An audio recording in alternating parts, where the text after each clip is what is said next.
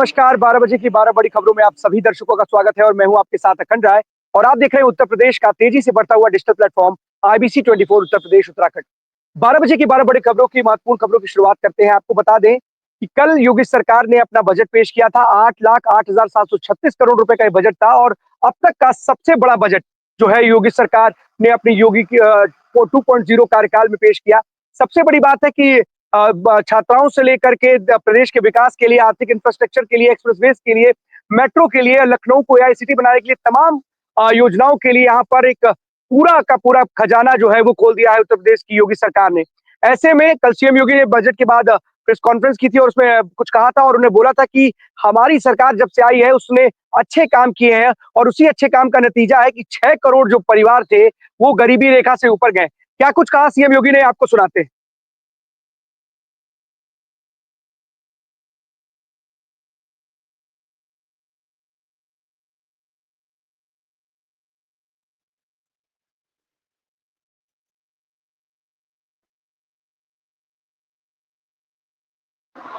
CM योगी लगातार बात करते रहे और बजट को लेकर के उन्होंने अपनी बात रखी थी और बताया था कि किस तरीके से विकास के पथ पर आगे बढ़ रहा है उत्तर प्रदेश और लगातार हमारी सरकार तमाम ऐसे फैसले ले रही है जिससे ना सिर्फ गरीबी का मोह मध्य वर्ग को भी राहत मिले, किसानों को राहत मिले, छात्राओं को राहत मिले, जो छात्र हैं, जो बेरोजगार हैं, उन सभी के लिए कुछ ना कुछ जरूर किया गया है। और यही कारण है कि बजट में तमाम सभी को ध्यान में रख करके एक बजट को बनाया गया है। इंफ्रास्ट्रक्चर की बात की जाए तो 22% इंफ्रास्ट्रक्चर के नाम पर इसमें बजट में एलोकेशन किया गया है। फ्री में छात्राओं को स्कूटी देने की बात की गई है। जो मेधावी छात्राएं हैं, टैबलेट और पहले से जो स्मार्टफोन दिए जा रहे थे वो चलते रहेंगे और भी तमाम चीजें, एक्सप्रेस वे की बात की थी। क्या कुछ कहा सीएम योगी ने, आपको सुनाते हैं।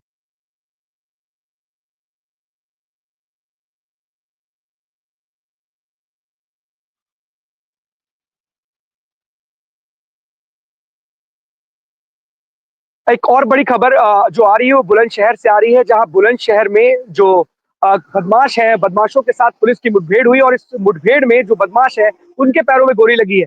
खुर्जा की जो जंक्शन पुलिस है उसने और जो ये बदमाश थे कार सवार, उनके बीच में मुठभेड़ हुई है जिसमें एक बदमाश जो है वो घायल हुआ। वो तस्वीरें आपको बुलंदशहर खुर्जा से दिखाते हैं जहां पर बदमाश और जो पुलिस के बीच में जो मुठभेड़ हुई है उस पर क्या कुछ कहा है वहां के अधिकारियों ने, आपको सुनाते हैं।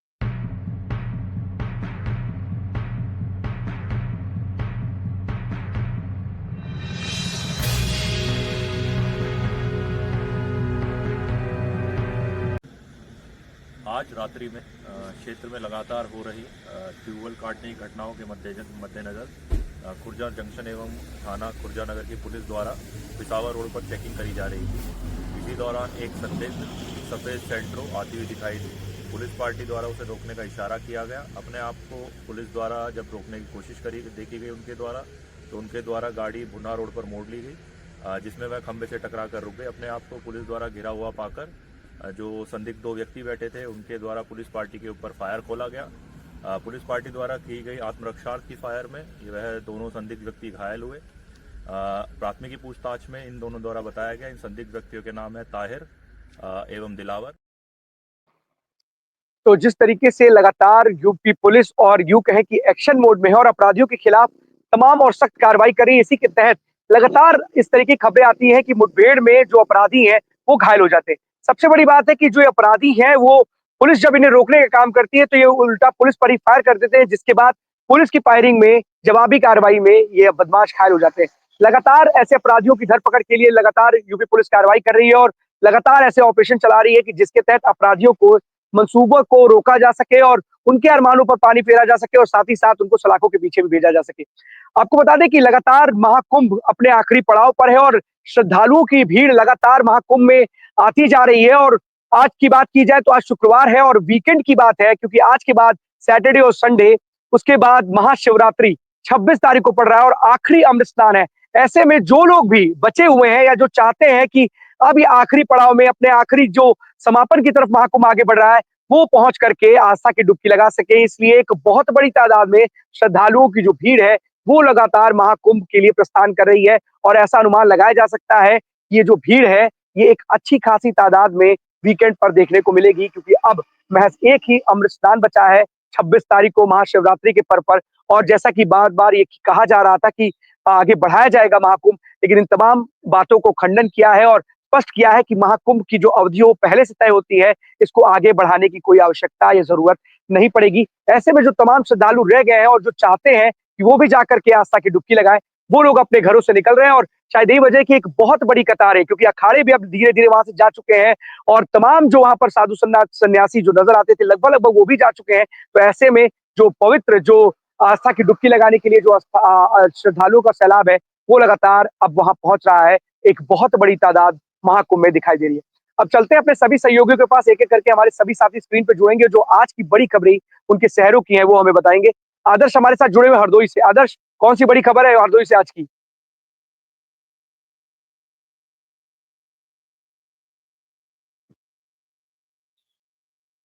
आदर्श अनम्यूट कर लीजिए। जी, अखन जी मैं बताना चाहूँगा हरदोई जनपद में जीजा साले एक बाइक पर मोबाइल देखने जा रहे थे, जब मोबाइल देख के वो वापस आ रहे थे, तो उनके बाद एक कॉल आता है, उस कॉल को जैसे उन्होंने उठाया, वो कार की बैटरी फट गई जिससे जीजा साले बाइक से नीचे गिर गए हैं और गिरने के बाद वो घायल हो उसको वहाँ पे जो राहगीर निकल रहे थे, उन राहगीरों के द्वारा उनको जो जिला हरदोई मेडिकल कॉलेज में भर्ती कराया है, बाकी उसकी पुलिस की जाँच चल रही है। आदर्श, ये जो पूरी घटना घटी है और जिस तरीके से मोबाइल फ़ोन के बैटरी फट जाने से इस तरीके से ये पूरा हादसा हुआ है, एक बड़ी घटना। क्योंकि अभी कुछ दिन पहले भी इस तरह की खबर आई थी कि एक युवक की जान चली गई, इसी तरीके के हादसे में। एक ईयरपॉड लगाया था उसने, तो उसमें इस तरीके से जो एक्सेसरीज़ है, क्योंकि अब ब्रांड को लेकर के सवाल खड़े हो रहे हैं कि लोग ब्रांड सामान का ब्रांड, क्योंकि कई कंपनियाँ आजकल की डेट में लोकल जो कंपनीज़ हैं, वो लगातार मार्केट में आ चुकी हैं। मुनाफ़े के लिए ये किसी भी मानक पर खरे नहीं उतरते और लोगों को सस्ते सामान बेचते हैं। लोग भी ब्रांड को छोड़ करके सस्ते होने के चक्कर में उस प्रोडक्ट खरीदते हैं, जिसकी वजह से इस तरीके की दुर्घटनाओं की खबरें भी सामने आती हैं। इसको लेकर के क्या पुलिस ने कोई बात कही है या क्या जानकारी हासिल हुई, ज़रा बताइएगा? तो अखंड जी अभी मेरी सीईओ से सर से बात हुई थी, तो सीईओ सर ने ये बताया कि वहाँ पर जो बैटरी फटी हुई है उसकी हमें मुझे कोई जानकारी नहीं मिली है, लेकिन मीडिया के मार्फत जो उनको जानकारी मिली है जिससे उसकी जांच चल रही है। और ये आप जो कह रहे हैं कि मोबाइल जो है कई कंपनी के आ रहे हैं, तो कंपनी अगर हम बात करें तो ऐसी बात है भाई, कई कंपनियां जो लोकल मोबाइल बेचती हैं और जिसकी वजह से ये कहीं ना कहीं हादसे होते रहते हैं। जी अखंड। आदर्श, क्या इस बात की जानकारी है अपने पास कि कौन-सी कंपनी का वो मोबाइल फ़ोन था जो ब्लास्ट कर गया है? कौन-सी कंपनी का मोबाइल फ़ोन था वो? क्या ऐसी कोई जानकारी है अपने पास? नहीं नहीं अखंड जी, ऐसी मुझे तो अभी कोई जानकारी नहीं आई है, लेकिन इसी की जानकारी आई है जीजा साले बाइक पर जा रहे थे, अनुराग से जैसे वापस आए तो बैटरी फटने से वो दोनों लोग बाइक से उसमें नीचे गिरे हैं। उसके बाद जब पुलिस पहुंची, वहाँ पर राहगीरों ने पुलिस को फोन किया और पुलिस उसको लेकर जिला अस्पताल लेकर गई है और उसकी जांच चल रही है। आदर्श, बिल्कुल ये बहुत ही एक कहते हैं ना कि जागरूकता फैलाने वाली खबर की इसको देख रूप में देखा जा सकता है, क्योंकि लगातार इस तरीके के मामले आते हैं और सबसे बड़ी बात है कि लोग कम पैसे के लिए बचत करने के लिए जो लोकल प्रोडक्ट्स है उसका इस्तेमाल करने पर जोर देते हैं। इस तरीके के कई कंपनियों के ऐसे ब्रांड्स हैं जिनकी भरमार है मार्केट में और कोई पैमाना नहीं है। आईएसआई मार्क की बात की जाए तो इस तरीके के आईएसआई मार्क कंपनियों के नाम पे मिलते हैं और तमाम ऐसे फर्जीवाड़े होते रहते हैं। तो लोगों को सजग होने की जरूरत है और ब्रांड का इस्तेमाल करना चाहिए। अगर आप किसी ब्रांड का मोबाइल फोन यूज कर रहे हैं और अगर आपको लगता है कि उसमें अगर कोई प्रोडक्ट या कोई एक्सेसरीज उसकी खराब हो चुकी है, तो उसे सर्विस सेंटर से ही बदलवाएं, किसी भी अन्य छोटी मोटी शॉप से ना बदलवाएं। क्योंकि होता क्या है कि लोग पैसा उतना ही लेते हैं जितना कंपनी में लगता है, लेकिन अपनी जान को जोखिम में डालने का आप लोग काम करते हैं। इसलिए आप सभी लोगों से अपील करता है आईबीसी की इस तरीके की विशेष, क्योंकि बहुत सारी घटनाएं अब लगातार ऐसी देखने को मिल रही हैं जिसमें इस तरीके की बातें सामने आ रही कि मोबाइल फट गया या फिर किसी एसेसरीज में ब्लास्ट हो गया। तो तमाम ऐसे उपकरण, क्योंकि आजकल पावर बैंक से लेकर के तमाम ईयरबड बहुत सारे उपकरण हैं जो इलेक्ट्रॉनिक, तो उसकी वजह से इस तरीके की घटनाएं सामने आती। कुछ कहना चाह रहे थे आदर्श आप? जी, अगर ये इस तरीके से हरदोई जनपद में कई घटनाएं हो चुकी हैं। और ये कोई आज हरदोई की पहली घटना नहीं है। ऐसी और पता नहीं हरदोई जनपद में कई घटनाएं हो चुकी हैं, किसी मोबाइल फट रहा है, किसी की बैटरी फट रही है, किसी का जो है चार्जर फट रहा है। तो ऐसी कहीं ना कहीं देखने अनहोनी देखने को मिल तो जाती हरदोई है। पुलिस क्या ये जांच उच करने का क्या मन नहीं बनाती? क्या कभी कभी अगर इस तरह की घटनाएं होती हैं, या ये कह देंगे कि मीडिया के मार्फत से खबर मिली है कि ऐसी घटना घट गई है, ठीक है, आपके पास उसका थोड़ी लेट में खबर आए, लेकिन आए तो अगर इस तरीके की खबरें जनपद में आ रही हैं, या यूं कहे कि आजकल की डेट में इस तरीके की तमाम ऐसी जानकारी है जो लगातार किसी न किसी सोशल मीडिया प्लेटफॉर्म पे भी देखने को मिल सकती है, तो क्या इसको लेकर के कितनी सजग है हरदोई पुलिस? क्या जांच पड़ताल करती है इस तरीके की जो दुकानें खुली हुई हैं, जो भी स्टोर्स खुले हुए हैं, क्या उनमें कभी जाकर के पैमाना चेक किया जाता है कि जो भी वहां पर जो भी उपकरण वहां पे उपलब्ध है, जो भी एसेसरीज वहां पे उपलब्ध है, क्या मानकों पर खरा उतरते हैं? क्योंकि इस तरीके की कोई गठन सरकारी संगठन है, क्या जो भी इसके लिए जिम्मेदार लोग हैं, क्या वो लोग जाकर के समय समय पर इस तरीके की जांच किया करते हैं, या फिर लोगों की जान बहुत बहुत सस्ती है, जैसे फटती रहे मोबाइल ब्लास्ट में? जी अखंड जी, मैं बिल्कुल बताता हूँ। जी हरदोई जनपद में जितनी भी दुकानें हैं, समय समय पर अधिकारी जाते हैं, उन दुकानों की जांच भी करते हैं और कार्रवाई भी करते हैं। लेकिन कुछ ऐसे अभी दुकानदार हैं जो चोरी छिपे जो लोकल मोबाइल बेचते हैं, और उन मोबाइल के द्वारा कहीं ना कहीं हरदोई जनपद में हादसा होता रहता है। बिल्कुल आदर्श, बात करिएगा एसपी से कि आखिरकार इस तरह की घटनाएं लगातार हरदोई में देखने को मिल रही है, सुनने को मिल रही हैं, तो इसको लेकर के क्या रोड मैप तैयार किया जा रहा है? क्या किसी तरीके की जागरूकता फैलाने की कोशिश की जाएगी लोगों को? क्योंकि लगातार इस तरीके की अगर घटनाएं बढ़ेंगी तो कहीं ना कहीं ये उनकी जान के लिए एक बहुत बड़ा कष्ट, क्योंकि जान जा सकती है ऐसे मामलों में, तो इसलिए कहीं ना कहीं अधिकारियों को जी इस जी। पर सजग होने की जरूरत है और जनता को भी जागरूक करने की जरूरत है। बहुत बहुत धन्यवाद आपका इस तमाम जानकारी के लिए आदर्श। इंद्रवीर हमारे साथ जुड़े हुए रायबरेली से। इंद्रवीर, 2 दिवसीय दौरे पर हैं नेता प्रतिपक्ष राहुल गांधी। पहले दिन तहलका मचाया, कुछ आज भी तहलका मचाया क्या उन्होंने? देखिए कंड, जैसा आपने कहा कि डेफिनेटली 2 दिवसीय दौरे पे अपने संसदीय क्षेत्र में वो भ्रमण कर रहे हैं, और उस तरीके तरीके से करना चाहिए, और जनता भी उनका हर जगह जो है स्वागत कर रही है। और जिस पैमाने पर वो अब दलित वोट साधने की कोशिश कर रही है कांग्रेस, अगर बात करें तो कल हमारे पास एक तस्वीर है, हम चाहेंगे कि ये तस्वीर एक बार प्ले हो जाए। और वो तस्वीर देखिए, जिस तरीके से राहुल गांधी दलित छात्रावास में गए, और दलित छात्रावास में जाते ही उन्होंने जो है दलित छात्रों से संवाद में उन्होंने एक बड़ी बात कही। और वो बड़ी बात ये थी कि अगर मायावती, हम बहन मायावती से पहले से कह रहे थे कि अगर हमारे साथ आकर के चुनाव लड़ती सपा, कांग्रेस, बसपा, तो आज बीजेपी किसी कीमत पे उत्तर प्रदेश में उभर नहीं पाती। ये बहुत बड़ा बयान रहा कल की डेट में, और उसपे मायावती ने अपने ट्विटर हैंडल से, एक्स के माध्यम से उन्होंने जवाब भी दिया है। और वो तस्वीर हमारे पास है, हम चाहेंगे जो है एक बार देखें। और उसी पे आज एक पोस्टर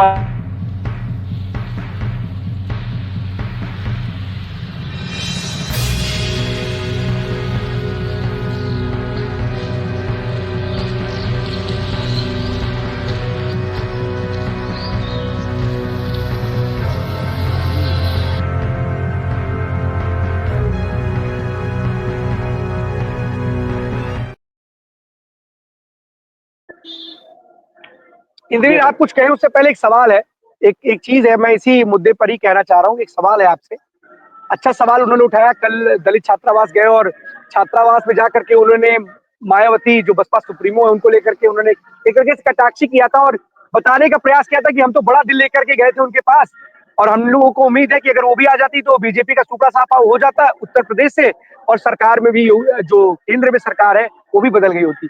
लेकिन सवाल ये भी तो है कि आम आदमी पार्टी की कम से कम 15 से 16 ऐसी सीटें थी जहां पर आम आदमी पार्टी को जो हार मिली है उसमें कहीं ज्यादा, उससे जितने अंतर है वोट के, उससे अधिक वोट तो कांग्रेस ने भी पाए। तो क्या कांग्रेस ने हराने का काम किया क्या आम आदमी पार्टी को वहां पर? बीएसपी जैसे कांग्रेस की एक नेता थी जो बड़ी नेता है और सांसद भी, उन्होंने बोला क्या हमने जिम्मेदारी ले रखी है आम आदमी पार्टी को जिताने की दिल्ली में? तो बहन कुमारी मायावती की पॉलिटिक्स अलग है, और जैसा कि उन्होंने अपने ट्वीट में स्पष्ट कहा कि ये लोग दलितों का वोट चाहते हैं पर अपना वोट बीएसपी में ट्रांसफर नहीं करा पाते। ये चाहते हैं कि हमारा वोट तो उनको ट्रांसफर हो जाए पर बीएसपी का वोट ट्रांसफर ना हो। तो कहां तक के उचित है? अगर एक तरफ आप आरोप लगा रहे तो क्या अपने आप को अपने सिरे में भी झांक करके देखना चाहिए कि आपने क्या किया है? कहने से पहले सोचना चाहिए, नहीं सोचना चाहिए? देखिए, बिल्कुल आप सही कह रहे हैं। और ये ब्लेम अब कांग्रेस पे लगातार लग रहा है कि जिस तरीके से ये दिल्ली में इन्होंने वोट काटने का काम किया। डेफिनेटली अगर वो आप नेता प्रतिपक्ष है और आपने गठबंधन नहीं, इंडिया अलायंस बनाया एनडीए के खिलाफ में, उस तरीके से आप नेता प्रतिपक्ष आपको चुना गया, ठीक है, नेता प्रतिपक्ष चुना गया और ये अलायंस ने मिलकर चुना, नेता प्रतिपक्ष चुना, आपको एक संसद में उस तरीके से फ्रीडम दिया, तो आप कहीं ना कहीं उसमें आम आदमी पार्टी का भी बड़ा रोल था। तो आपने, इसका मतलब दिल्ली में डेफिनेटली आम आदमी पार्टी का नुकसान किया है। और ये हम नहीं कह रहे, ये राजनीतिक विश्लेषक जो हैं वो बड़े बड़े चैनलों पर दावा कर रहे हैं कि कांग्रेस ने वहां पे ये नुकसान किया। अब जैसे आपने कहा कि छात्रावास में कल ये गए और इन्होंने बड़ा बयान दिया अखंड की अगर तीनों पार्टियां लड़ती तो डेफिनेटली बीजेपी को उत्तर प्रदेश में 2024 लोकसभा में नुकसान हुआ है, इसमें नो डाउट। लेकिन क्या मायावती के आने से नुकसान होता या नहीं? और मायावती क्यों नहीं लड़ी चुनाव, ये तक वो बोल रहे हैं। और एक आप नेता प्रतिपक्ष है और उस तरीके से आप उत्तर प्रदेश को अब साधने की कोशिश हुई जिस तरीके से, उसके बाद मायावती ने सेम इंद्रवीर एक जवाब दिया था। सवाल मैं एक है, सेकंड आपको बता। इंद्रवीर सवाल है, और सवाल इसलिए भी है क्योंकि आपने बड़े अच्छा पॉइंट रेज किया है। उस रेज करने के बाद जितना हम लोग समझते हैं, फील्ड में रहते हैं और पढ़ते हैं और जानते हैं, ये क्या बच्चों वाली बात है क्या कि आप कह रहे हो कि दलितों का वोट, मायावती का वोट अगर कहा जाए तो बसपा सुप्रीमो को जो वोट मिलता है वो दलितों का वोट मिलता है, तो क्या ये मान लिया जाए कि आप ये कह रहे हैं स्पष्ट रूप से कि जो दलितों का वोट था वो कांग्रेस पार्टी को नहीं मिला? ये आप कह रहे हो, यही कहना चाह रहे हो ना? क्योंकि जो बीएसपी का तो फिर वोट बैंक है वो दलित है, तो आप फिर इसका मतलब ये आप तो फिर स्पष्ट कह रहे हो कि दलितों ने आपको वोट ही नहीं दिया, जबकि ये पूरी की तो फिर तरीके से आप जितने भी राजनीतिक विश्लेषक हैं तमाम लोगों ने दावा किया है कि दलितों की वोट की वजह से जो 43 सीटें उत्तर प्रदेश में आई है समाजवादी पार्टी और कांग्रेस को मिला करके, वो दलितों का ही कमाल था। तो क्या आप दलितों को नकार रहे हो स्पष्ट रूप से कि दलितों ने हमारा साथ नहीं दिया? कहने का तो आशय यही है, क्योंकि इंद्रवीर क्या ऐसा नहीं है? डेफिनेटली अखंड, देखिए जिसमें जिस तरीके से आप ये कह रहे हैं कि वो डेफिनेटली एक तरफ वोट साधने की भी कोशिश करो और एक तरफ दलितों को नकार रहे। जैसे मायावती ने एक सबसे बड़ी बात अपने ट्विटर माध्यम से कही कि कांग्रेस जिन राज्यों में मजबूत है, वहां जहां उनकी सरकारें हैं वहां बीएसपी वह उनके अनुयायियों के साथ द्वेष जाति रवैया है इसका। किंतु यूपी जैसे राज्य में जहां कांग्रेस कमजोर है वहां बीएसपी के गठबंधन की बरगलाने वाली बातें करना या उस पार्टी का दोहरा चरित्र है अखंड। अब देखिए जिस तरीके से मायावती ने सेम, जब कांग्रेस के ट्विटर हैंडल से ट्वीट हुआ ये, तो उसी को लेकर जब मीडिया में ये वायरल हुआ तो कहीं ना कहीं जो सुप्रीमो है मायावती बसपा की, उन्होंने तुरंत अपने एक्स के माध्यम से कहा कि आप दलित वोटों को बरगलाए नहीं। और कहीं ना कहीं देखिए, अगर मैं एक चीज बता दूं, सपा के जो अपने कुछ फिक्स वोटर हैं और कांग्रेस के कुछ अपने फिक्स वोटर हैं, सपा और बसपा के फिक्स वोटर है, इसमें कहीं से हम उसको नकार नहीं सकते। तो कहीं ना कहीं राहुल गांधी बात करें, नेता प्रतिपक्ष या अब आला कमान कांग्रेस का आला कमान जो है वो अब साधने की कोशिश कर रहा है दलित वोट। और क्या दलित वोटों से राजनीति में तब्दीली होगी? जी, मैं आपसे एक सवाल करता हूं, क्योंकि आप भी फील्ड में रहते हैं और आप भी चीजों को बड़ी नजदीक से देखते हैं और तमाम नेताओं से भी मिलते होंगे रायबरेली के ही। एक सवाल है सीधा सा, जी, क्या संविधान संशोधन की जो बात थी वो सबसे ज्यादा किसके लिए थी और उसका सबसे ज्यादा असर किस पे पड़ता?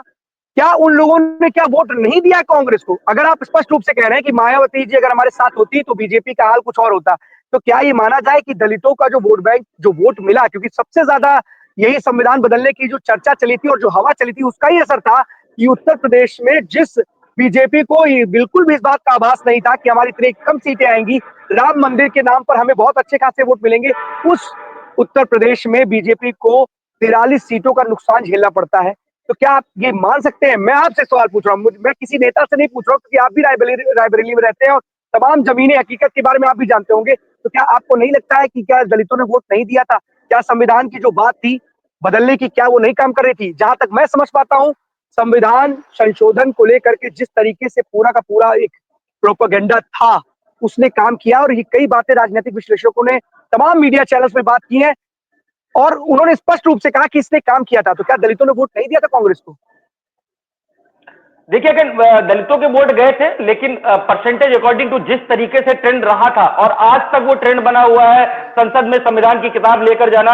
और आज भी, कल भी राहुल गांधी छात्रावास में जब गए हैं तो उन्होंने वो संसद की किताब को अपने से नमन किया है। उसके बाद वो संसद किताब लेकर आज भी दिखा रहे हैं। लेकिन और सबसे बड़ा हमला उन्होंने बोला कि जब दिल्ली में सरकार बनी, प्रधानमंत्री नरेंद्र मोदी से जब हम ये संसद में बात उठाई, तो उन्होंने सबसे पहले शपथ लेने से पहले जब उनकी अपनी बैठक हुई तो बैठक में उन्होंने सबसे पहले जो है संविधान की किताब को जाकर नमन किया। वो ये दिखाना चाहते हैं कि मैं संविधान के लिए लड़ रहा हूं, तो और मेरे खिलाफ देश के प्रधानमंत्री ने माना कि राहुल गांधी सही है। उनका कहने का मतलब ये था कि माना कि राहुल गांधी सही है, उन्होंने संविधान को नमन किया। लेकिन ये पहली बार सारे लोग गलत है, आप ही सही है, सब गलत है, ये पहली बार आप ही सही है, जो आप कहोगे सब आप ही, ये मान लिया जाए कि आपके अंदर जो मन में भावना चल रही है आप ही सही हो, बाकी सारे के सारे लोग गलत हैं।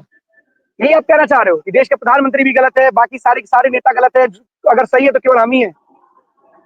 बिल्कुल सही कह रहे हैं अखंड। देखिए जिस तरीके से राहुल गांधी अभी संविधान की दुहाई दे रहे हैं, और कल उन्होंने एक बात और कही कि रायबरेली में और चाहे वायनाड हो, वहां पे एक सांसद नहीं, वहां पे 2 सांसद है। मेरी बहन जब प्रियंका गांधी को मुझे जरूरत पड़ती है तो वो मुझे बुला लेती है वायनाड, और ये बड़ा बयान था राहुल गांधी के लिए। इसका मतलब कि आप अंतरात्मा से अभी सांसद रायबरेली तो बन गए, लेकिन आप अपनी जिम्मेदारियां किसी और के कंधे पर डालना चाहते हैं। ये बड़ा बयान था, इस पर किसी मीडिया ने गौर नहीं किया। और राहुल गांधी ने कहा कि आप अपनी बहन को भी बुलाइए, और वो भी, इसका मतलब आप धीरे धीरे धीरे धीरे कतराते नजर आ रहे हैं। और ये बड़ा पॉइंट है, ये किसी मीडिया से, ये आईबीसी के पास इसका बाइट है। राहुल गांधी ने जो बोला है मंच से कि आप यहाँ 2 सांसद है, 2 सांसद आप उसी संविधान की दुहाई दे रहे हैं, और 2 सांसद आप संविधान के तहत एक लीगल एक अनलीगल। इंद्रवीर, एक सवाल क्या इन नेताओं से नहीं पूछना चाहिए? इन नेताओं से नहीं पूछना चाहिए कि सारे संसाधनों को आप खुद इस्तेमाल कर रहे हो। घर में 3 लोग हो, तीनों को तीनों सांसद हो, किसी 3 दलित लोगों को सांसद बना दिया होता उन्होंने। ये क्यों नहीं कर पाते हैं? क्या बहन ही है रायबरेली की जनता के लिए? क्या माँ ही है रायबरेली की जनता के लिए? या केवल क्या खुद आप ही है रायबरेली के? क्या पूरे रायबरेली में आप तीनों के अलावा कोई हो ही नहीं सकता, तीसरा कोई व्यक्ति? सवाल खड़े सबसे बड़े होते हैं। ये कारण है कि जो ये राजनेता है, ये केवल और केवल अपना उल्लू सीधा करना जानते हैं और जनता को केवल मूर्ख बनाना जानते हैं। जनता को आपस में जाति और धन के नाम पे लड़ना जानते हैं। लेकिन ये जनता है, जब सिखाने पे आएगी ना, तो सब कुछ आपको सिखा देगी। और आपने एक बार हार का स्वाद चखा है। अगर आप इसी तरीके से अपने कर्तव्यों का पालन करते रहेंगे और हार का स्वाद आप फिर आगे चल करके भी कहीं ना कहीं चखेंगे। इंद्रवीर, आखिरी बार मैं फिर से पूछूंगा, सवाल यही है कि कितनी बार गुमराह करोगे जाति और धर्म के नाम पर? 3 दलितों को क्या सांसद नहीं बना सकते थे आप ये मैसेज नहीं दे सकते हो कि मैंने 3 सांसदों को दलित बनाया, 3 दलित लोगों को सांसद बनाया? कांग्रेस के ही 3 दलित कार्यकर्ता उठा लेते और तीनों को सांसद बना देते, तो क्या मैसेज नहीं जाता? ये केवल संविधान की किताब दिखाने के लिए है। देखिए, दलित की बात तो हुई थी अखंड, लेकिन उसमें दलित तो नहीं, लेकिन उन्होंने अपने एक बहुत पुराने कार्यकर्ता और इंदिरा गांधी, राजीव गांधी के समय से जो है अपनी जिम्मेदारियों का निर्वहन कर रहे थे, केएल शर्मा, उन्होंने उनको वहां से बना करके इस पे, जैसा आपका सवाल था, ऐसे कई मीडिया वालों का सवाल था कि वहां पे जब आप संविधान की बात करते हैं, मैं फिर बोल रहा हूँ, मैं ये नहीं बोल रहा हूँ। मेरा कहने का मकसद और मतलब है, अगर आप सच में देश के लिए और दलितों के लिए करना चाहते हो तो 3 सीट आप अपने परिवार की क्यों नहीं दलितों के लिए खाली करो? सवाल तो ये भी है ना, क्यों करना चाहते हैं राजनीति? अगर दलितों के विकास और उत्थान की बात है तो हम दिल से करें ना, मुंह से क्यों कर रहे हैं?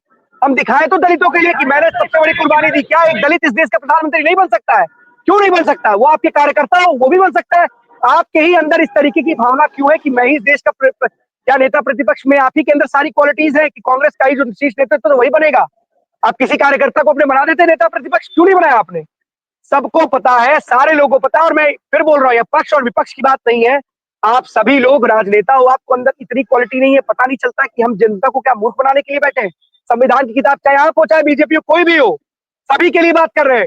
किसी दलित कार्यकर्ता को बना दो ना सांसद। अपने परिवार के, एक परिवार है, अपने सारे सदस्यों को, अपने घर के सभी सदस्यों को प्रधान से लेकर के प्रधानमंत्री के ख्वाब लेके घूस खोजता है और कहता है हम तो पीडीए की बात करते हैं।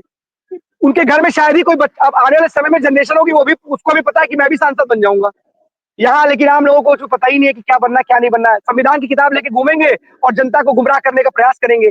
अगर 3 इतने ही आप हमदर्दी आप 3 लोगों को, तो आप 3 किसी दलित को सांसद बनाते। करो तो, कम से कम दिखाओ तो। बीजेपी, सपा, कांग्रेस क्या बताने का प्रयास करते हो? आप लोग राजनीति के एक ऐसे पहलू हो कि राजनीतिक किताब है और खोलते चले जा रहे हो एक के बाद एक। और इसी में जनता सोच रही है कि हमारे नेताजी बहुत अच्छे हैं। कल नाई के पास पहुंच गए, नाई से बाल कटवा लिए, कहीं मोची के पास पहुंच गए, खुश हो गए इसी में। कोई पैर धुल दे रहा है, उससे खुश हो जा रहे। अरे जनता को अपने विकास के बारे में सोचना चाहिए, तो मूर्ख बना रहे हैं भाई। गाड़ी में बैठ के आते हैं वीवीआईपी प्रोटोकॉल के साथ, अगल बगल एसपीजी के जवान खड़े होते हैं, अगल बगल परिंदा भी पर नहीं मारता, और बस भौकाल में कर रहे हैं। लोकल मीडिया हो या फिर जो है, अगर बात करें तो नेशनल मीडिया हो, वो किसी के ऊपर बिलीव नहीं करते। कल उन्होंने खुले मन से मीडिया के ऊपर भी हमला बोला, और उन्होंने कहा ये मीडिया गोदी मीडिया है और ये हमारी बातें तो सुनते जरूर है, फोटो खींचते जरूर है, लेकिन ये दिखाते नहीं है, छापते नहीं है। तो वो उनको अपनी ऊपर ज्यादा बिलीव है। जैसे आपने कहा कि ये बातें दलित की और दलित को सांसद बना देना, हर आदमी बड़ी बड़ी बातें करता है मंच पे, लेकिन जैसे मंच से उतरता है नीचे, वो उनको फिर इग्नोर करता है। जैसे राहुल गांधी भी यहाँ से जाएंगे ना, तो जाने के बाद फिर वो अब उन्होंने एक इनडायरेक्ट में इशारा दे दिया कि इस बार अब मैं नहीं आऊंगा, वो प्रियंका गांधी आएंगी।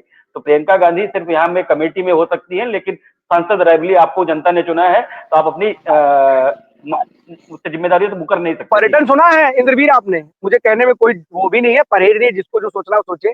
पर्यटन सुना है ना, ये पर्यटक है ये लोग। ये अपने गाँव में घूमने आते हैं, सच्चाई है, इसमें कोई कहने में लिहाज़ नहीं, जिसको जो मन में सोचना हो सोचे। ये पर्यटक है, आए हैं रायबरेली में, पर्यटन स्थल है, पर्यटन स्थल में लोग 2-4 जैसे नहीं है, मजा लेने आए 4-5। आप क्या विकास करोगे भाई? रायबरेली लखनऊ से कितनी दूरी पर है? कितना विकास हुआ है? कितने वर्षों तक आप सांसद वहां से आपके परिवार जीत के चला है? कितना विकास हो गया है? क्या 2-4 चीजें बना देना ही विकास को गति देना है? मैं आज भी कहता हूं, मैं आज की बात करूं तो मायावती जी ने लखनऊ में काम करना शुरू किया था। लखनऊ क्या था सबको पता है, यहाँ के लोगों को पता है, यहाँ के निवासियों को पता है, पूरे प्रदेश के लोगों को पता है। और आज लखनऊ की तस्वीर बदल गई। 2007 से 2012 फिर अखिलेश आए, समाजवादी पार्टी के मुखिया, उन्होंने भी 12 से 17 में अच्छा काम किया, तस्वीर बदल गई। बीजेपी आई, उसने भी काम किया, तस्वीर बदल गई। इतने वर्षों के बाद रायबरेली जैसे संसदीय क्षेत्र का विकास कितना हुआ आप बता दो इंद्रवीर? आप तो रहते हो, बहुत विकास हो अगर गया। बात करें तो जिस तरीके से जो विकास होना चाहिए वो विकास कहीं नहीं दिखा, चाहे वो बीजेपी गवर्नमेंट में रहा हो, चाहे वो जो है गवर्नमेंट जब आपकी रही आप हम कह रहे हैं इंद्रवीर बीजेपी ने तो कुछ नहीं किया, ये तो आप कहते ही हो बीजेपी ने कुछ नहीं किया है। मैं कह रहा बीजेपी ने कुछ नहीं किया, ये मान लो, लेकिन इतने वर्षों तक करीब आपने इतने 60-70 वर्षों तक आपने राज किया है, तो 70 वर्षों में रायबरेली को कहां पहुंचाया, अमेठी को कहां पहुंचाया? क्या धरातल पे क्या अलग से लगता है? मैं तो मुलायम सिंह यादव की तारीफ करना चाहूंगा कि उन्होंने अपने गांव सैफई को बना दिया। सैफई में जाके देखिए क्या उस तरीके की हाई क्लास व्यवस्था है रायबरेली और अमेठी में है? आप बताइए दिल से, आप रायबरेली में हो, अमेठी में भी हो, क्या इस तरीके की व्यवस्थाएं हैं? लेकिन वही है ना, पर्यटन पे जब आप जाओगे अगर पर्यटक बन करके अपने ही संसदीय क्षेत्र में, तो इस तरीके की स्थितियां होंगी पैदा, और कहने बिल्कुल भी गुरेज नहीं है इंद्रवीर। फिलहाल आप संविधान की किताब बिल्कुल लेकर के जाइए। बिल्कुल जहाँ काम होता है वहाँ दिखता भी है, और ये आगे दिखेगा भी, ऐसा नहीं दिखना चाहिए, मैं मना नहीं कर रहा हूँ। जैसे रोड का देखिए जनता को मूर्ख मत बनाइए। बिल्कुल अखंड आप बता दें, प्रयागराज जाने के लिए जहाँ पे लोगों को रायबरेली से 3 घंटा 4 घंटा लगता था, आप 1.5 घंटे में सफर कर रहे हैं। तो किसने बनाया? काम हुआ है, ऐसा नहीं। बीजेपी ने दिया डेफिनेटली, बीजेपी ने। आप भी तो बीजेपी का एक ऐसा विभाग ये रहा है, आपने तो केंद्र में रहे हो, और यूपी में भी आपने कई वर्षों तक राज किया, क्या दिया आपने? क्या बीजेपी के पास अलग से बुद्धि आ गई क्या? आपके पास फंड की कमी थी कि बीजेपी का बहुत ज्यादा फंड आ गया क्या? लेकिन दिक्कत यही है ना इंद्रवीर, बहुत सिंपल सी बात है, जो काम करना जानता है, जो चाहता है वो करता है, जो काम करना नहीं जानता है, जो नहीं चाहता वो बिल्कुल भी नहीं कर पाता है। फिलहाल आपकी इच्छा है, संविधान की किताब बिल्कुल सबके लिए, हम सभी के लिए संविधान की किताब नहीं है वो, आपके लिए संविधान एक किताब होगी, हमारे लिए एक तरीके से समझिए ग्रंथ है, हमारे पूरे देश के लिए, हमारे देशवासियों के लिए ग्रंथ है। और हमारे लिए कोई जैसे कहते हैं ना कि ग्रंथ हम कहीं लेके दिखाते नहीं है। दिखाए कभी श्री रामचरितमानस को कहीं दिखाया? कहीं दिखाता? कोई लेके घूमता रहता है, दिखा रहा लो देखो भैया। तो ग्रंथों को दिखाने की चीजें नहीं है, सबको अपने संविधान के प्रति बहुत प्रेम है, सबको सम्मान है। आप नेताजी हैं, आप चाहते हैं कि लोगों को बरगलाएं, विपक्ष का है सवाल खड़े करें, बिल्कुल खड़े कीजिए, अच्छी चीज है, लेकिन जनता के लिए कुछ काम भी कीजिए। अगर मैं तो एक सवाल इंद्रवीर और पूछूंगा, थोड़ा टाइम यहाँ पे बीत जा रहा है, लेकिन एक मैं आपसे पूछ रहा हूँ, किसी व्यक्ति की जमीन लेकर के उसे चपरासी का पद दे देना कितने हद तक जायज है? बिल्कुल सीधा सा सवाल आपसे पूछ रहा हूँ, बताइएगा क्या गलत बोल रहा हूँ या सही बोल रहा हूँ? बिल्कुल सही कह रहे हैं आप कि ये एकदम सरासर गलत है कि किसी की जमीन ले लेना और उसको चपरासी की पोस्ट दे देना, ये कहीं से नहीं। जो सर्वोसर्वा मालिक था और इसके बाद आप जो है उस पे आए हैं, तो ये कहीं ना कहीं जिस तरीके से आप कह रहे हैं कि वो अनुचित है, और वो उनको एक बार उसके बारे में सोचना चाहिए कि वो कोई भी हो, तो डेफिनेटली सोचना चाहिए। बहुत बहुत धन्यवाद आपका इंद्रवीर, 2 दिवसीय दौरा है, आज आखिरी है दिन, देखिएगा और भी क्या चीजें बोलते हैं, किसके ऊपर आरोप लगाते हैं, लेकिन अपने ऊपर भी इन आरोपों में झांक करके देखें कि हरियाणा का बदला आपने दिल्ली में ले लिया। हरियाणा में 0.4% का बदला आपने दिल्ली में आम आदमी पार्टी की सरकार गिरा के ले लिया। और तमाम जब चीजें आपके सहयोगी कहते हैं कि इंडिया अलायंस को चलाने के लिए किसी दूसरे को नेतृत्व दिया जाए, तो आप ही सवाल खड़े करते हो और उन तमाम साथियों के खिलाफ और खिलाफत करने लगते हो। ठीक है, फिलहाल आपके लिए राजनीति जरूरी है और हम सभी के लिए ये देश जरूरी है। अगर देश होगा तो हम सभी लोग होंगे, आप हो या ना हो, कोई हो या ना हो, मैं हूं या ना हो, लेकिन ये देश रहना चाहिए। सभी लोगों के लिए देश के विकास की आवश्यकता है। बहुत बहुत धन्यवाद आपका इस तमाम जानकारी के लिए। ज्ञानेंद्र हमारे साथ प्रयागराज से जुड़े। ज्ञानेंद्र, क्या हालात है? वीकेंड है और बहुत बड़ी तादाद में श्रद्धालुओं के पहुंचने की बात सामने आ रही है। बिल्कुल अखंड, देखिए वीकेंड का वार है और 3 दिन प्रशासन एक तरीके से परेशानी झेलेगा। और सही बताएं आपको तो 68 लाख से अधिक लोगों ने अभी तक का स्नान कर लिया। सोचिए अभी आधा दिन भी नहीं बीता है। और सोचिए, अगर सुबह 6 बजे से 12 बजे तक का अपडेट 68 लाख लोगों ने स्नान किया, तो आज कितने लोग आस्था की डुबकी लगाएंगे, ये देखने वाली बात होगी। 1 करोड़ का आज फिर से आंकड़ा पार होगा। बात करें तो जिस तरीके से, देखिए सबसे बड़ी बात मैं लगातार यही कह रहा हूँ कि एक छोटे से स्टेट की भी बात करूं तो उसके बराबर केवल संगम में पहुंचते हैं और स्नान करके चले जाते हैं। और चाहे मैं गोवा ले लूं, चाहे असम ले लूं, चाहे त्रिपुरा, अगर इस स्टेट में 1 से 1.5 करोड़ लोग रहते हैं, तो डेली यहाँ पर 1 से 1.5 करोड़ लोग आस्था की डुबकी लगाने के लिए आ रहे हैं। एक नया रिकॉर्ड यहाँ पे स्थापित हो रहा है। फिलहाल 58 करोड़ से अधिक लोगों ने आस्था की डुबकी लगा ली है। स्थितियां फिर से वीकेंड की वजह से जाम का जाम लगा हुआ है।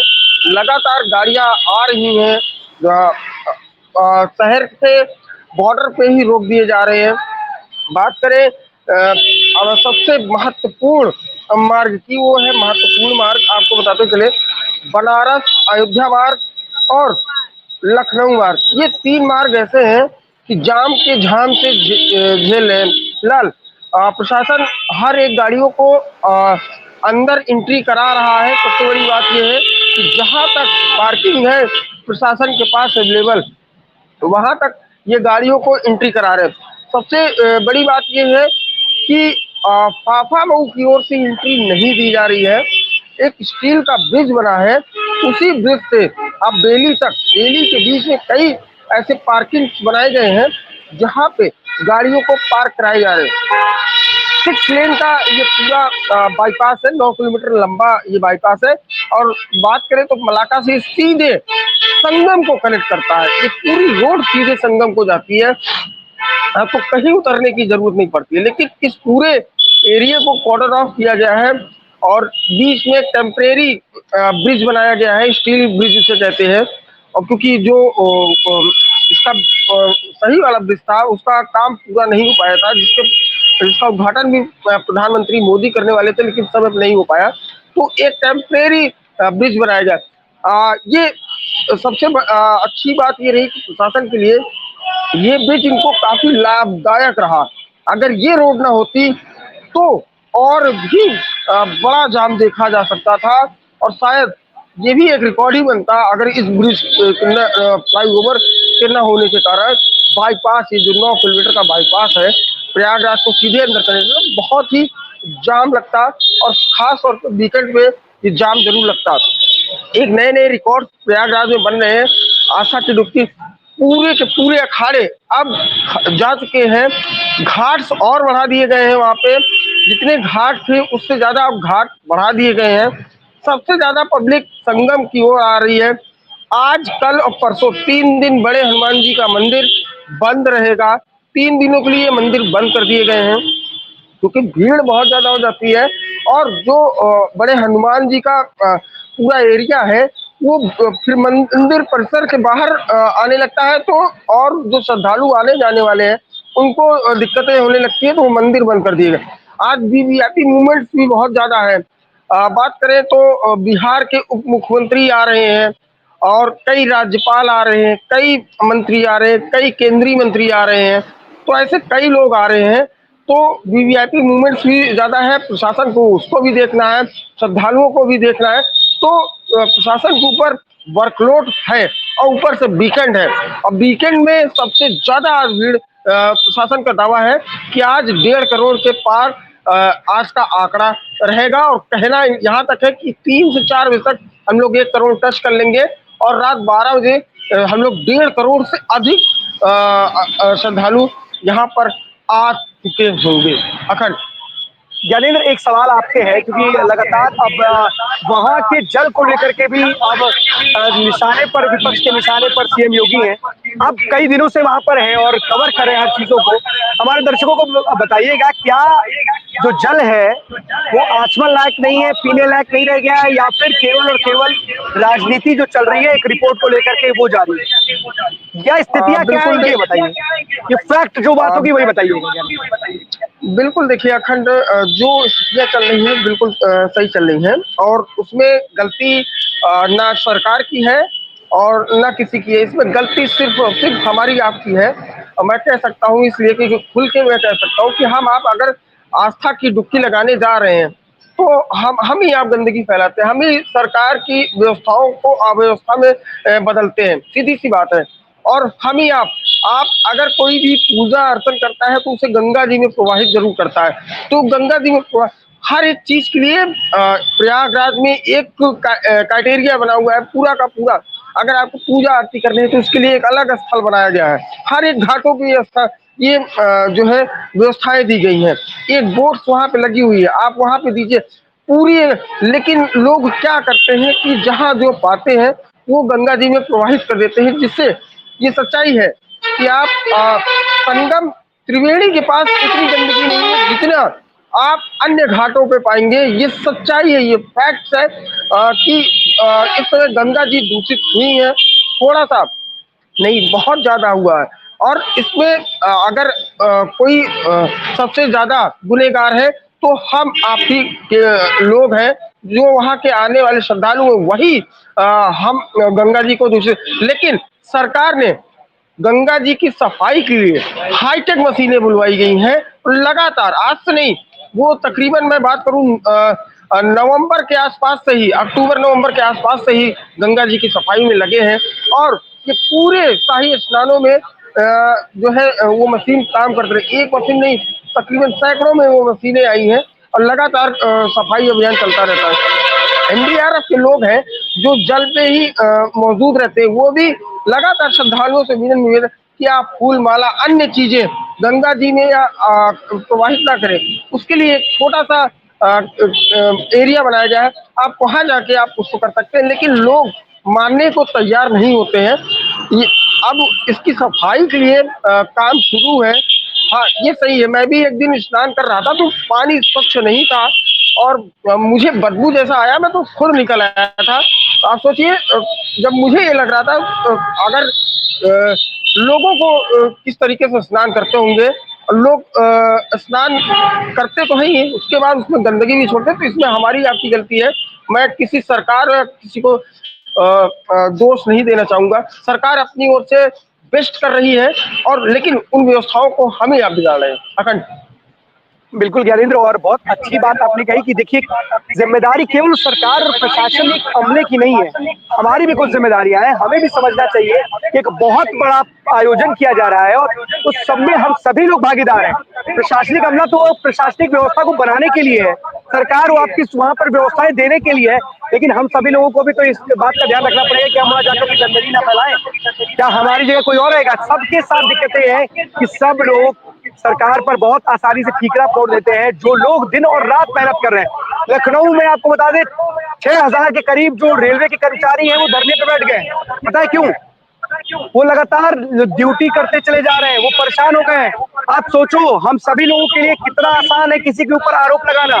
जो लोग पूरी 24 घंटे दिन रात मेहनत कर रहे हैं उनसे जरा पूछिए उनके हाल क्या होंगे। वो इसलिए दिन रात मेहनत कर रहे हैं कि एक भी श्रद्धालु को कोई सी प्रकार की कोई दिक्कत ना हो। तो हम लोग क्या है, अव्यवस्था हो गई। गए थे थोड़ा देर 1-2 घंटा 2 किलोमीटर 4 किलोमीटर चलना पड़ा, बहुत व्यवस्था खराब है भैया, रास्ता वास्ता सब ब्लॉक है। पर ये नहीं समझ पा रहे हो कि इतनी बड़ी तादाद में हम सभी लोग जब वहां पहुंचेंगे तो क्या मैनेज कर पाएंगे? रास्ता तो एक ही है ना, चार तरफ से आ रहे, एक जगह इकट्ठा हो रहे हैं। फिर जिस घाटों की बात है, करीब 58 से 29 करोड़ लोग वहां पर जाके पहुंच चुके हैं और आस्था की डुबकी वहां लगाई है, तो क्या कुछ थोड़ी बहुत गंदगी नहीं होगी? हम सभी लोगों को इस बारे में सोचना चाहिए। और आपने ज्ञानेंद्र बहुत अच्छी बात कही कि हमारी भी जिम्मेदारी है, अगर हम उस जिम्मेदारी का निर्वाह नहीं करेंगे तो हमारी दिक्कतें पैदा होंगी। बिल्कुल अखंड, देखिए सब कहते हैं कि मुझे बहुत लंबा घूमना पड़ा, बहुत ही लंबा घूमना पड़ा, पुलिस उधर से घुमा दे रही है। लेकिन मैं एक चीज मैंने फील किया इन 1.5 महीनों के अंदर में कि पुलिस अगर आपको कहीं भी घुमा रही है तो थोड़ा सा उसका एक तात्पर्य है कि भीड़ एक जगह एकत्रित ना हो, थोड़ा सा घूम के आना पड़े। हाँ पैदल वालों को दिक्कत होती है, लेकिन करे भी क्या, क्योंकि अगर एक साइड भीड़ होती जाएगी तो मौनी अवस्था वाली जैसी घटनाएं घटित हो सकती है। तो अब और वो कर दिया। लेकिन अगर वो आपको घुमा रहे हैं, आप जिस रास्ते पे जाना चाह रहे हैं आप उसी रास्ते पे थोड़ी देर बाद आप पहुंच जाओगे, इसकी गारंटी मैं लेता हूं। क्योंकि मैंने आज की डेट में कि मैं प्रयाग का एक एक रास्ता जान गया हूँ और मुझे कहाँ से निकलना है, मुझे किस खबर के लिए अगर मुझे जाना है तो मैं पहुंच सकता हूँ। हर एक गलियां जान गया हूँ। आज आज की डेट में प्रयागराज पुलिस, कमिश्नर महाकुंभ की पुलिस नहीं बात करूंगा, प्रयागराज की पुलिस गलियों में से भी लोगों को निकाल रही है कि लोग सड़कों से अगर गलियों में भी जाना चाहें तो गलियों से भी लोगों को निकाल रही है। तो शॉर्टकट सबको दे रही है, बस थोड़ा सा आपको घूमना पड़ेगा। और ये मेरा वादा है, अगर आपको पुलिस घुमा रही है ना, तो आप जिस रोड पर आप चाह रहे हो आगे जाकर के आपको उसी रोड पे प्रयागराज पुलिस मिलेगी। और सबसे मैं सल्यूट करूंगा, सबसे बड़ी बात है कि प्रयागराज पुलिस की मैनेजमेंट इतने हाई प्रेशर में काम करना, डेली मैं मेरे अंदाजे से 1 करोड़ 40 से 50 लाख लोगों को मैनेज करना, उनकी गाड़ियां आना, स्टेशन से यात्रियों को मैनेज करना सबसे बड़ी बात है। और उसके बाद आता है नंबर महाकुंभ की पुलिस, जो राजेश द्विवेदी जी को मैं सल्यूट करूंगा, जिस तरीके से उन्होंने मैनेजमेंट किया है, हंस के मुस्कुरा करके हर एक चीजों का जवाब देना। डीआईजी वैभव कृष्ण का कि हंस के मुस्कुरा करके हर एक श्रद्धालुओं से बात करना, मैंने अपनी आंखों से देखा है कि हर एक श्रद्धालुओं से मुस्कुरा के बात करते हैं। हर एक एक आईपीएस होते हैं कि काम के प्रेशर में झल्लाहट आ जाती है, लेकिन दोनों आईपीएसों के अंदर में मैंने इस 1.5 महीने में कभी झल्लाहट चेहरे पे देखी ही नहीं, बिल्कुल कभी ज्ञानेंद्र, वो सिकन देखा ही नहीं। अगर होगा भी तो उसे दबा के रखे होंगे कि वो चाहते होंगे कि ये आस्था की डुबकी लगाने तमाम जो श्रद्धालु आए हैं इनके चेहरे पर हमारी वजह से मायूसी ना आए, ना खुशी ना हो। और शायद यही कारण है कि इतने वर्क प्रेशर में, इतने वर्कलोड में भी ये लोग तमाम जो श्रद्धालु या लोगों की व्यवस्थाओं में लगे हुए हैं। और हम सभी लोगों को सैल्यूट बिल्कुल करना चाहिए उन तमाम अधिकारियों और जवानों को जो इस वक्त इतनी बड़ी तादाद को मैनेज करने के लिए दिन और रात एक कर रहे हैं। आरोप लगाना बहुत आसान है पर काम करके दिखाना बहुत मुश्किल है। लेकिन हम सभी लोग, हमें यकीन, हमें कहना चाहिए कि उन तमाम जो हमारे जो कर्मचारी हैं, जो हमारे जवान हैं, जो सुरक्षा में तैनात अधिकारी हैं, सभी को सैल्यूट करना चाहिए क्योंकि इन्होंने बहुत अच्छे से एक पूरे महाकुंभ में जो इतने बड़े दिनों तक चल रहा था, जो अपने आखिरी पड़ाव पर है, बहुत ही जिम्मेदारी के साथ एक अच्छे से इतनी करोड़ जनता को मैनेज करने का काम किया। ज्ञानेंद्र, अपडेट देते रहिएगा। बहुत बहुत धन्यवाद आपका तमाम जानकारी के लिए। अवनीश हमारे साथ जुड़े हैं कानपुर से। अवनीश, कौन सी बड़ी खबर है कानपुर से आज की? अखंड, हम बात करेंगे कानपुर में जो कानपुर की खबर को लेकर के पूरे उत्तर प्रदेश की खबर को लेकर के कि जिस तरीके से बजट एक पास हुआ है तो उसमें कानपुर को क्या क्या सुविधाएं मिली हैं या मिल सकती हैं, उसको लेकर के जो जानकारी है वो कहीं ना कहीं अपने दर्शकों को देंगे कि जिस तरीके से बजट पास हुआ है तो उसमें कहीं ना कहीं जो विपक्ष है वो कई सवाल खड़े कर रहा है, लेकिन जो पक्ष के जो विधायक हैं वो अपनी बातों को साफ तौर पर रख रहे हैं कि कितना जो है फायदा है यहाँ पर कानपुर को भी होने वाला है। जिसे जिस प्रकार से अमृत योजना के तहत जो है कानपुर में जो सीवरेज सिस्टम है वो कहीं ना कहीं सुधरेगा और जो गंगा को जो थोड़ा सा दूषित गंगा कहा जाता है उसको साफ करने के लिए भी कहीं ना कहीं बजट में जो है चीजों को रखा गया है। इसी के साथ साथ जो एक यहाँ पर एलिवेटेड जो पूरा एक कॉरिडोर जो ट्रेन कॉरिडोर बनने वाला है जो अनवरगंज से मंदना को लेकर के, उसको लेकर के भी कई दिनों से क्योंकि चर्चा चल रही थी, क्योंकि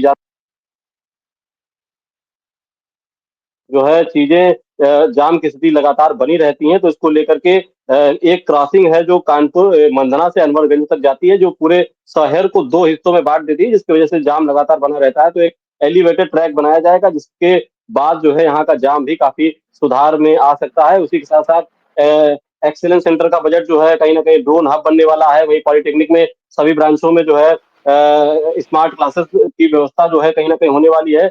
वहीं जो विपक्ष है लगातार जो है सवाल उठा रहा है, कह रहा है जो यहाँ के विधायक हैं जैसे कि अमिताभ बाजपेयी जो सपा के विधायक हैं, हसन रूमी जो है या जो मौजूदा जो विधायक यहाँ पर अभी नवनिर्वाचित विधायक बनी है, उनका साफ तौर पर कहना है कि कोई भी यहाँ पर युवाओं को रोजगार के लिए कोई भी इस बजट में व्यवस्था नहीं है, महिलाओं के लिए कोई भी ऐसा कार्य नहीं किया गया है। तो कहीं ना कहीं जो इस तरीके की बातें हैं इस कानपुर से निकल करके जरूर सामने आ रही है, लेकिन कानपुर को फिलहाल इस बजट में काफी कुछ मिलने वाला है। अवनीश, सबसे बड़ी दिक्कत जानते क्या हो गई हमारे देश में? फ्री का जो रोग है ना वो लगने वाला है और नेता इस फ्री को रोग को, जो फ्री के रोग को है ना, वो सबको देना चाहते हैं कि जो फ्री का रोग लग जाए। क्या बजट में आपको चाहिए? क्या सब कुछ माफ कर दिया जाए? बिजली के बिल माफ, पानी माफ, सड़क में बने चाहे ना बने। अरे विकास के लिए जो बजट लाई है उस बजट में अगर कोई कमी है तो क्या बजट देना चाहिए? आप बताओ। आपको सुझाव सरकार को देना चाहिए इस बजट में ऐसा करना चाहिए। पर जिस भी नेता के पास आप मिलोगे अपनी राजनीति चमकाने के लिए, अपनी जीत को पक्का करने के लिए एक ही बात करेगा, ये फ्री वो फ्री। वो बीजेपी वालों के लिए भी है। अगर दिल्ली में आप गए, आपने कहा फ्री की रेवड़ियां हम नहीं बांटेंगे और उसी फ्री की रेवड़ी के सहारे आपने सरकार पे बनाए, आप इस देश की स्थिति कहां पहुंचेगी? हम विकास कैसे कर पाएंगे? जो अगर हमारे एक घर में कमाने वाला अगर एक व्यक्ति है, घर में खाने वाले 9 व्यक्ति हैं, तो क्या वो मैनेज कर पाएगा? फ्री के चक्कर में, सबको खिलाने के चक्कर में तो खुद ही बर्बाद हो जाएगा वो। तो क्या इस देश के लोगों को समझ में नहीं आ रहा विकास क्या होता है? आप भी बहुत वर्षों तक आपने भी राज किया उत्तर प्रदेश में, कितने एलिवेटेड सड़कें बनाई है? क्या लखनऊ आगरा एक्सप्रेसवे बस एक एक्सप्रेसवे बन गया, हो गया कंप्लीट? वही विकास है। लखनऊ में आकर के एक सिग्नेचर बिल्डिंग बन गई, स्टेडियम बन गया, यही विकास है। बहुत सारी चीजें होती हैं। जिस साइकिल पथ पे बहुत करोड़ों रुपए खर्च किए गए, करोड़ों के अच्छा खासी बहुत अच्छा एक ह्यूज अमाउंट खर्च किया गया, उस पर क्या होता है सबको पता है। क्या उसमें साइकिलें चलती हैं अवनीश? चलती हैं साइकिलें? जो साइकिल ट्रैक बना था समाजवादी पार्टी में, कितने करोड़ रुपए खर्च हुए, चलती है उसमें साइकिल ट्रैक पे? नहीं चलता है। विकास को हमने ये सोच रखा है कि राजधानी लखनऊ का विकास हो गया, विकास हो गया। उत्तर प्रदेश की राजधानी है, विकास हो गया। नोएडा में विकास, विकास हो गया। अरे बलिया में भी एक्सप्रेसवे बना है, उसको भी तो नोटिस करो। किसी और सरकार ने नहीं बनाया, इसी सरकार ने बनाया है। लखनऊ कानपुर लोगों को जाने में कितने घंटे लगते हैं अवनीश, जरा बताइए कितने घंटे लगते हैं लखनऊ से कानपुर पहुंचने में? अगर कानपुर से लखनऊ आना हो तो अमूमन कितना घंटा लगता है? क्या एक्सप्रेसवे नहीं बन रहा है लखनऊ बिल्कुल। से कानपुर के लिए? जो आपका सफर 3 घंटे 3.5 घंटे का है, क्या 45 मिनट में आप सफर तय नहीं कर लोगे? कौन बना रहा है? किसने बनाया? एक प्रोजेक्ट आपके यहाँ अवनीश बना हुआ है, गंगा ड्रीम सिटी को, क्या नाम है उसका? जो गंगा के क्या क्या जो समाजवादी पार्टी सरकार, ट्रांस गंगा, ये समाजवादी पार्टी सरकार में अस्तित्व में आया था ये पूरा का पूरा प्रोजेक्ट। क्या स्थिति है वहां की ट्रांस गंगा के बारे में जरा बताइए। कितना अच्छा रहा जब तक वहां पर स्थिति, देखिए डेवलप करने से नहीं, बिल्कुल अच्छी बात है। हम आपके जो आपने प्रयास किए उन प्रयासों को भी सलाम है, प्रयास से ही आगे आदमी बढ़ता है, लेकिन उस प्रयास को पूरा करने के लिए भी प्रयास किए जाते हैं। कुछ ना कुछ आपको बौद्धिक रूप से सोचना भी पड़ता है। आज अगर नोएडा से कोई चलेगा, अगर उस समय बसपा सुप्रीमो ने सोचा था कि हम यमुना एक्सप्रेस से उन्होंने बनाया, उसकी शुरुआत की, उसके बाद अखिलेश समाजवादी पार्टी के अखिलेश यादव मुख्यमंत्री बने, उन्होंने लखनऊ से आगरा बनाया, और लखनऊ से अगर बलिया तक आप एक्सप्रेसवे के माध्यम से पहुंच जा रहे हैं। अभी फिलहाल बलिया तक नहीं कनेक्टेड है, गाजीपुर तक है, लेकिन लिंक एक्सप्रेसवे का भी काम चल रहा है। तो कोई सरकार अगर कुछ आ रही है और अगर एक ने शुरुआत की थी तो एक छोर पे पहुंचा दिया ना उसने। हम केवल और केवल अगर जो सुझाव है, क्या उन सुझावों को नहीं देना चाहिए, केवल और केवल बस आरोप लगाना चाहिए, कुछ है ही नहीं। उन्होंने भी तो फ्री में स्कूटी में आपने लैपटॉप बांटा, वो भी कह रहे हैं हम स्मार्टफोन बांट रहे हैं, टैबलेट दे रहे हैं, और जो मेधावी जो छात्रा है उनको स्कूटी दे रहे हैं। आप कह रहे हैं रोजगार की बात कर रहे हैं, रोजगार के मायने में हमारे यहाँ इस देश में, मैं एक सवाल ये भी कर रहा हूँ अवनीश, आप भी बहुत दिनों से आप तो जमीनी हकीकत को जानते हैं। एक सवाल है, आप बताओ जरा, क्या इस देश की पूरी जनसंख्या को सरकारी नौकरी दी जा सकती है? क्या इतने वर्षों तक जिस पार्टी ने राज किया है, क्या उसने इस देश में सबको सरकारी नौकरी से, सबको सरकारी नौकरी रखी थी? बीजेपी आई, सबको भगा ले गई, सबको हटा दिया उन्होंने, क्या ऐसा है? देखिए खैर बिल्कुल सही बात है कि किसी भी सरकारी नौकरी या किसी प्राइवेट भी नौकरी अगर बात की जाए तो उसमें पद जो है वो सीमित होते हैं, सीमित पदों पर ही वहां पर भर्ती की जा सकती है, क्योंकि लगातार जिस तरीके से लोग बढ़ रहे हैं, लगातार क्योंकि पढ़ाई व्यवस्था जो है वो कहीं ना कहीं अच्छी हुई है, तो लगातार जो है लोग बढ़ रहे हैं और लगातार जो है पढ़ करके जो नवयुवक हैं वो आगे आ रहे हैं, तो सबको सरकारी नौकरी दिला है। लेकिन इस तरीके के कुछ स्टार्टअप जरूर बनाए जा सकते हैं जिनके माध्यम से कहीं ना कहीं जो क्योंकि देखिए नौकरी का मुख्य मुख्य अगर देखा जाए तो नौकरी का या किसी भी पेशे का कोई मुख्य कारण पैसा ही होता है। अगर हम पैसे को अगर अपने जो अपने जीवन शैली है उसको अगर अच्छी तरीके से चला पा रहे हैं किसी माध्यम से, तो कहीं ना कहीं वो रोजगार के ही रूप में देखा जा सकता है। वो सरकारी रोजगार हो या फिर प्राइवेट नौकरी हो या कोई जो है बिजनेस, जरूर बिजनेस ही क्यों ना हो, जो नए नए स्टार्टअप लगातार खुल रहे हैं, नए नए लोग नए नए चीजें खोल रहे हैं, तो वो भी कहीं ना कहीं उसको भी इसमें चुना जा सकता है। लेकिन जो बिल्कुल बात आपकी सही है कि हर एक व्यक्ति को सरकारी नौकरी देना संभव नहीं है, लेकिन ये जरूर है कि एक स्टार्टअप, एक व्यवस्था ऐसी जरूर बनाए जिससे जो नवयुवक आ रहा है उससे अपने जो घर बार को, घर की व्यवस्था को चला सके। और जो एक बात आपने शुरुआत में कही थी, मैं उसमें एक चीज और जरूर जोड़ना चाहूंगा। जिस तरीके से फ्री की बात आपने उठाई है उसमें एक चीज ये जोड़ना चाहूंगा कि लगातार जिस तरीके से फ्री चीजें दी जा रही हैं, देने का जो प्रयास किया जा रहा है, कोई भी सरकार हो, मौजूदा सरकार बीजेपी की क्यों ना हो, जो राशन की भी अगर बात की जाए तो जिस तरीके से राशन को भी कहीं ना कहीं दिया जा रहा है उसका भी एक मानक तय जरूर करना चाहिए। क्योंकि जो आप देख रहे होंगे खंड, जिस तरीके से अगर जो कार्य देश में या जो भी होते हैं जिसमें लेबर की जरूरत पड़ती है, तो आजकल लेबरों का भी मिलना कहीं ना कहीं कठिन हो गया, क्योंकि उनको पता है कि हमारे घर में राशन आ रहा है, राशन से हम लेकर के उसको अपना घर चला लेंगे। और वो उनको जैसे कि किसान है, किसानों के लिए जो है जब फसल कटने का समय आता है तो कहीं ना कहीं उसमें भी लेबरों की जरूरत पड़ती है, लेकिन मौजूदा समय में हालात ऐसे हैं कि बहुत सारे लोग जो है इस वजह से फसल काटने नहीं जाते हैं कि उनका जो घर है कहीं ना कहीं चल रहा है। तो मौजूदा जो सरकार है उसको भी एक इस तरीके का मानक जरूर तय करना चाहिए कि राशन दें, फ्री में राशन देना है बिल्कुल दें, लेकिन इस तरीके की व्यवस्था रखें ताकि जो कार्य करने वाले लोग हैं, जो काम कर रहे हैं, वो जरूर काम करते रहें, लेकिन सरकारी नौकरी देना सबके लिए सही सबको देना बिल्कुल असंभव है। और लगातार जो स्टार्टअप बन रहे हैं वो कहीं ना कहीं जो युवा है उनके लिए बेहतर जो है कार्य मौजूदा, मुझे लगता है कि मौजूदा सरकार कहीं ना कहीं जरूर कर रही है। अवनीश बिल्कुल सही बात है, 3 पॉइंट में बात रखते हैं हम लोग। कितनी बार टाइम बढ़ गया लखनऊ से? टाइम बढ़ा ही नहीं, टाइम लखनऊ से नहीं बढ़ा है। तो फिर जो आपका कॉन्ट्रैक्टर वगैरह का बॉन्ड आपने कुछ फॉरफिट करके क्लोज करके नहीं किया? नहीं, एक्चुअली पहले ये काम हो रहा था सब विभाग ही पर, मतलब यूपी सिर्फ को खुद कर रहा था। अच्छा, फिर नए काम हुआ है। हाँ उसके बाद जब से ये हो गया कि अब टेंडर से ही काम हो गया, विभाग की पद्धति नहीं है। हाँ जो हमारा रिवाइज थी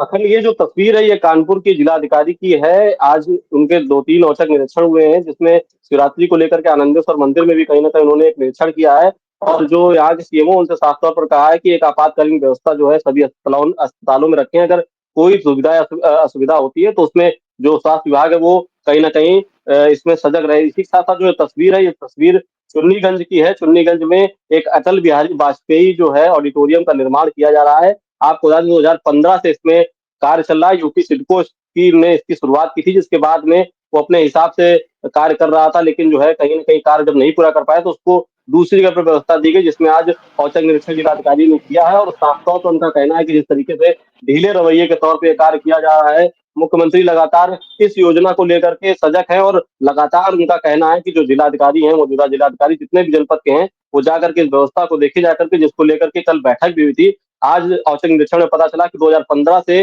ये ऑडिटोरियम अभी तक बन के तैयार नहीं हुआ, जिसमें काफी नाराजगी जो है कहीं ना कहीं जो जिलाधिकारी हैं जितेंद्र प्रताप सिंह उन्होंने दिखाई है।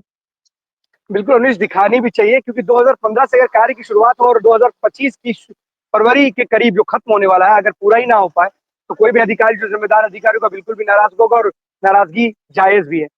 सरकारी योजनाएं लेकर के आती है, लेकिन उसको जमीन पे उतारना, धरातल पे उतारना कितना मुश्किल है, ये इस कार्य से समझा जा सकता है कि डीएम साहब जब वहां पहुंचे हैं, और अगर 2015 का कार्य और 2025 में भी कंप्लीट नहीं हो पाया है, तो अपने आप में उन अधिकारियों को भी समझना चाहिए और सोचना चाहिए कि आखिरकार इतने वर्ष एक कार्य को पूरा करने में क्यों लग गए। फिलहाल अधिकारी हैं, अपने अधिकार क्षेत्र का असली जानते हैं किस तरीके से प्रयोग करना चाहिए। और कई ऐसी बिल्डिंग्स हैं और कई ऐसे जो निर्माण कार्य हैं वो सरकार के अदलने बदलने से भी डिस्टर्ब भी हो जाया करते हैं। फिलहाल अगर जल्दी से जल्दी इसका निर्माण हो जाएगा तो लोगों को सहूलियत जरूर मिलेगी। बहुत बहुत धन्यवाद आपका तमाम जानकारी के लिए अवनीश। तो 12 बजे 12 बड़ी खबरों में आज के लिए बस इतना ही। कल हम आपके सामने फिर से होंगे हाजिर, तब तक के लिए दीजिए हमें इजाजत। धन्यवाद।